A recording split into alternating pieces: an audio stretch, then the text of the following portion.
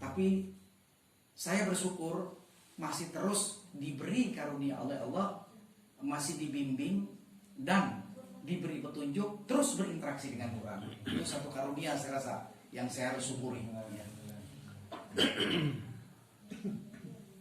Saya berterima kasih juga dengan semua teman-teman yang tentu dimuliakan oleh Allah, khususnya kepada istri saya ya, karena telah menemani saya dalam saya berinteraksi dengan Quran ya, sampai dari masa awal perkawinan sampai dengan anak-anak saya sekarang sudah besar. Dia terus mendorong saya untuk bisa mendapatkan satu ibrah ya, kebaikan-kebaikan dari Quran. Terus juga yang saya cintai ya, selama 5 bulan ini saya cukup intens, yaitu kepada adik saya, saudara Adi Prayitno, dan teman saya ini juga Bapak Meridianto. Ini selama 5 bulan terakhir ini saya intens Pak ya. Yang sebelumnya itu saya juga masih berinteraksi dengan Quran itu dengan standar itu dari standar guru saya. Itu saya juga dengan rasa takjim saya hormati beliau, saya cintai beliau, yaitu Bapak Muhammad Isa, yang telah memberikan kontribusi berpikir kepada saya. Hingga nanti juga saya akan jelaskan proses perjalanan saya hingga bisa berinteraksi dengan Quran untuk bisa mengambil ibrah ya mungkin ya, bisa mengambil hikmah, keputusan. Hikmah itu saya ambil keputusan. Hukum kan, hukum itu kan keputusan. Hingga saya bisa mengambil satu keputusan demi keputusan sesuai dengan perjalanan saya, ya, sesuai dengan perjalanan saya. Ya. Jadi ini perjalanan saya, jadi perjalanan saya yang dimulai dari kegelisahan mungkin ya, kegelisahan. Dulu saya dalam mencari pembenaran di Quran itu menggunakan terjemah yang diterjemahkan oleh Bapak Muhammad Isa. Jadi di keluarga kami itu biasa Pak begitu. Jadi saya juga harus berikan istri saya berikan anak saya ya. Dari sejak SD itu saya berikan basic Pak anak saya. Ya, saya ajarkan sendiri Quran anak saya itu. Dari dia mulai bisa membaca huruf, dia bisa membaca bersama istri saya. Ya, sampai lulus SD kelas 1 itu sudah selesai baca Quran. Jadi mereka memang tidak kita keluar ya Pak ya, lulus SD yang nomor 2 kelas 2, nomor 3 kelas 4, nomor 5, tapi makin panjang makin agak ngelawar gitu ya. Gitu. Sampai akhirnya mereka setelah selesai baca sekarang coba baca terjemah ya, terjemah. Jadi biasa sekarang ditingkatkan, tadinya kita beli yang paling gede itu Pak, gede itu. Ya. Satu-satu itu biasa mereka kita belikan yang gede karena masih kecil kan. Terus akhirnya setelah selesai sekarang pakai terjemah. Tapi juga saya mengcompare, artinya memberikan basic terhadap mereka itu. Sekaligus saya juga mengajar sampai dengan terakhir itu 5 bulan terakhir. Artinya saya mempelajari, memberikan materi setiap di rumah itu terjemahan yang diterjemahkan oleh Pak Isa. Nah, tapi kondisinya kalau saya lihat secara psikologis, mereka mau duduk itu karena terpaksa Pak. Karena jadi mereka duduk ya, itu karena terpaksa, dan saya menjadi pematarinya kan. Jadi saya juga ngajar kan kalau gitu ya. Ada teman-teman ngaji yang masih terus intens. Yang pada waktu itu saya menjadikan pemberi materi. Ya, pemberi materi. Nah dalam proses perjalanan selanjutnya saya suka telepon dengan adik saya ini, dengan Pak Meridianto. Dari telepon itu akhirnya kita coba, ayo kita pertemuan. Ada pertemuan di Malang ya. Jadi Malang, Surabaya, dari sini terus pindah ke Surabaya. Dari Surabaya pindah ke sini. Sambil kita terus mencari pola. Nah, gimana kita benar-benar menjadikan Quran itu sebagai imam.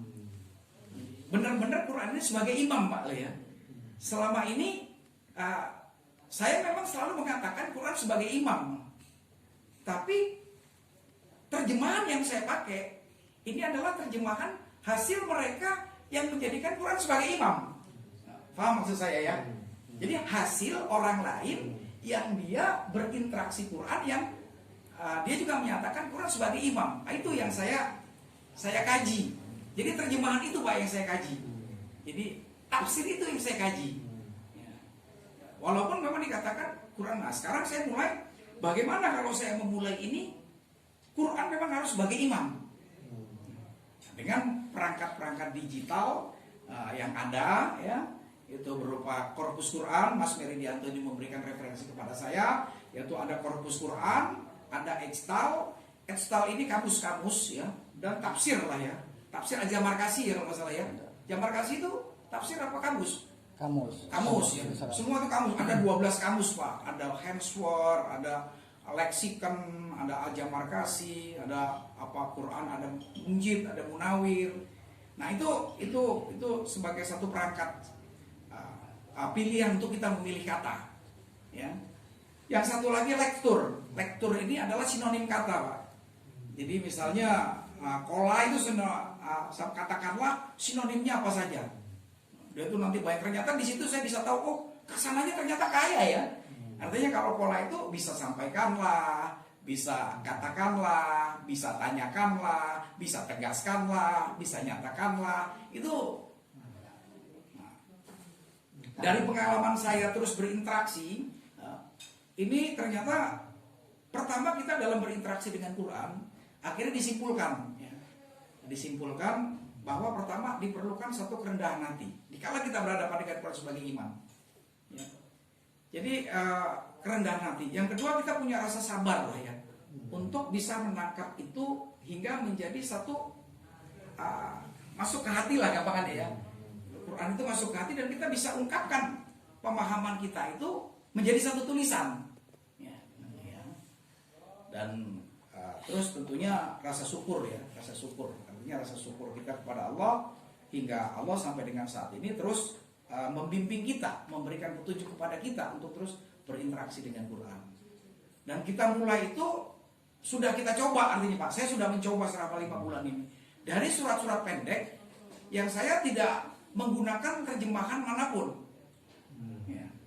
Saya coba, karena kalau nanti saya lihat dulu terjemahan Pak Isa, biasanya saya jadi nggak berani Pak. Karena sudah masuk kan pilihan-pilihan katanya. Nah, tapi nanti saya coba dengan kesepakatan bertiga ini. Ini kita coba ambil sendiri. Artinya kita mau mengambil hikmah di Quran itu berdasarkan benar-benar Quran itu sebagai imam kita katakan. Dengan perangkat-perangkat yang referensinya juga sekarang sudah banyak ya. Artinya kita meletakkan ada tafsir-tafsir lain juga Pak sebagai satu bahan referensi. Begitu juga ilmu-ilmu alat lah ya.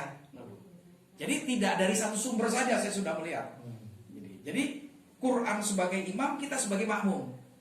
Jadi yang tadinya saya pemateri ini Pak ya.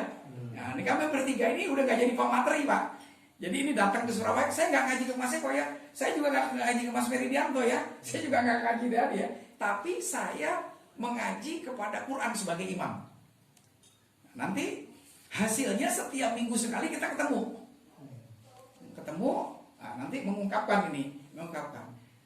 Ada teknisnya memang. Teknisnya itu jangan diselah dulu sebelum selesai. Biarkan dia jelaskan mau dari sisi bahasa, mau dari sisi wawasan, mau dari sisi sejarah sampai selesai. Nah, tapi seminggu ini sudah ada kesepakatan nanti Pak. Nah, misalnya kita mau dari surat yang pendek dulu misalnya, karena lebih mudah menangkap pesan ya. Nah, dari pendek dulu, oke. Nanti masing-masing dia menyampaikan hasil interaksinya dengan Quran, ya, dengan kebersihan hati, dengan memohon kepada Allah bimbingannya, ya, dan bersabar. Karena ilham itu atau bisikan halus, desakan-desakan kita untuk memahami itu tidak bisa kita dikte ya Allah. Karena nanti dia akan berubah-ubah Pak. Nanti lain lagi. Akhirnya dengan begitu kita terbiasa dengan perbedaan. Jadi kasih sayangnya itu bukan pada kasih sayang saling menang-menangan untuk pemahaman, tapi kasih sayangnya karena semua cinta pada Quran sebagai imam. Dan itu ternyata damai dan indah itu. Dan itu saya coba setelah dengan teman-teman ini berjalan, saya coba di anak saya, di keluarga saya. Dari surat yang paling pendek, surat An-Nas itu kan pendek ya, dan mereka pada sudah bisa baca ya. Coba nak, sekarang surat An-Nas seminggu akan datang ini atau dalam ada kamusnya, ada tribanknya, itu mereka 6 orang itu 6 interpretasi. Jadi 6 orang 6 interpretasi Pak. Anak saya yang lulusan UNER matematika, dia mengambil pilihan kata. Pola itu karena dia juga aktif di BEM dan dalam definisi dia dalam divisi ilmu, ya, dia ngambil pilihan pola itu apa? Dia ngambil pilih pola itu sama dengan sampaikanlah. Karena senang ngomong kan, nah, jadi sama dia dia ngambil sampaikanlah Pak, sampaikanlah olehmu, ya. Nah, auzu itu macam-macam, ada yang saya pilih pola saja dulu lah. Tapi kalau anak saya yang lulus sarjana kedokteran, ya, karena dia terbiasa kalau kuliah itu kan jam 2 harus bangun dan harus cepat ngambil keputusan. Nah, dia ngambil pilihan itu tegaskanlah. Hasil dia tuh berinteraksi dengan Quran itu loh Pak maksud saya. Satu lagi anak saya yang SMA kelas 2, dia berinteraksi dengan Quran dan sekolahnya memang ada sarana untuk menjadi penghafal Quran. Yang ketiga ini dia hafal 3 juz lah ya. Dia mengambil pilihan bicarakanlah, artinya diskusikanlah olehmu. Tapi bagi anak saya yang kelas 1 SMA, yang dia SMA-nya SMA negeri, dia ngambil pilihan tanyakanlah olehmu. Apa yang ditanyakan? Saya bernaung di kesananya gitu lah. Tapi bagi saya Pak, yang saya ini juga sudah dalam proses yang panjang, mungkin saya akan mengambil nyatakanlah. Karena itu bentuk satu ideologi, pernyataan sikap, statement ya. Nyatakanlah. Tapi ketiga-tiganya itu sama. Ayat ke-6 itu loh. Nanti dalam auzu juga berbeda, nanti ada yang saya mengambil naungilah, ada yang satu kali lindungilah, ada yang satu mengambil bersembunyi atau ya itu kontekstual juga ya. Artinya Allah mengajarkan secara pribadi gitu perjalanan itu. Dan itu hanya beda bahasa saja ternyata. Jadi yang kita tangkap bukan pada perbedaan pilihan kata. Tapi setelah sudah teriak semua, saya tanya, Qul a'udzu birabbin nas. Ini apa? Itu adalah permohonan kita agar kita minta perlindungan kepada Allah. Kan itu kan? Agar kita ini saya ini minta perlindungan. Bahasanya mungkin sampaikanlah, bahasanya mungkin tanyakanlah, nggak ada masalah. Dan itu proses dari bimbingan Allah terhadap setiap orang. Terus tiba-tiba misalnya adiknya ini mengintervensi misalnya setelah selesai, Mbak, kok Mbak itu pilihannya sih kayak kono Mbak, nggak tanyakanlah kayak Mbak, loh aku ini rasaku ini pada waktu aku milih cocoknya ini. Ya proses pendidikannya dia, proses perjalanannya dia berinteraksi dengan literasi, loh. Oh begini, ya, loh. Jadi mulai dibiasakan dengan perbedaan nantinya. Nah disinilah bisa ketemu bahwa Quran itu benar-benar jadi satu-satunya Allah itu adalah otoritas tertinggi untuk menyatukan perbedaan. Dia otoritas tertinggi jadi Allah itu. Tak satukan kamu dengan Quran. Yang paling penting pesannya tertangkap. Ya. Nah itu dalam keluarga. Dalam teman-teman juga begini. Kadang-kadang ini kita kalau seminggu sekali, ya ini kan juga udah punya background bahasa ya. Waktu di Pura itu di Tripen juga sudah kelihatan ini marku, ini majmu menurut banyak lah ya. Oh ini verb, ini maskulin, banyak. Oh sekarang apa sih yang nggak bisa dicari di internet? Tapi saya garis bawahi saya lihat. Yang tidak bisa didapat dari internet adalah ilham begitu kita berinteraksi dengan Quran. Itu tidak bisa. Nggak bisa, itu sangat pribadi Pak. Sangat pribadi sekali. Nah sekarang begitu dia berinteraksi, dia sudah berusaha menjadikan Quran sebagai imam. Begitu kita mau nyampaikan dipotong Pak. Kira-kira bagaimana? Ini belum selesai ini. Dipotong, dan orang yang memotong itu juga belum tentu dia berinteraksi dengan Quran. Bagaimana? Kan ada kan dengan modal pendapatnya orang Pak. Memukul pendapat orang, derivasi orang yang dia dapat itu dia pelajari, tapi yang orang sedang berinteraksi dengan Quran, dengan kerendahan hati, dengan sabar, dengan bersyukur, begitu dia sampaikan dipotong, jelek kayak gitu. Padahal ini orang sebenarnya juga belum berinteraksi dengan Quran. Kan gitu kan?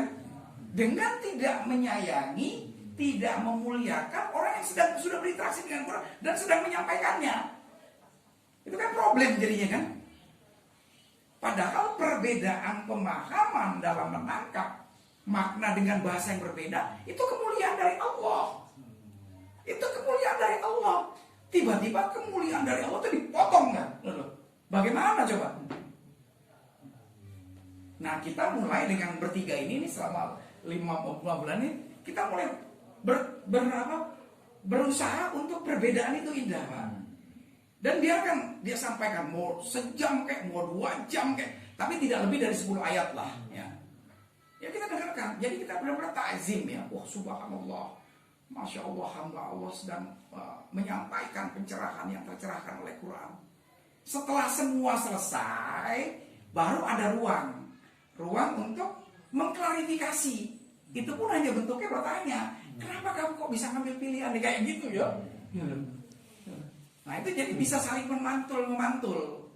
Ya, saya rasa itu aja saya Pak dari saya ya. Lebih kurangnya ya ini pengalaman ya. Nanti bisa diterangkan dengan teman-teman yang lain. Karena ini bertiga nih kita nih Pak. Jadi satu tim sebenarnya ya. Mikir ya dari satu ya boleh dibilang pemahaman ya yang gelisah lah artinya. Ternyata dengan kayak begini nih, istri saya juga tambah enak ya Bu ya, ngomong ini kayaknya kita ini gak punya beban.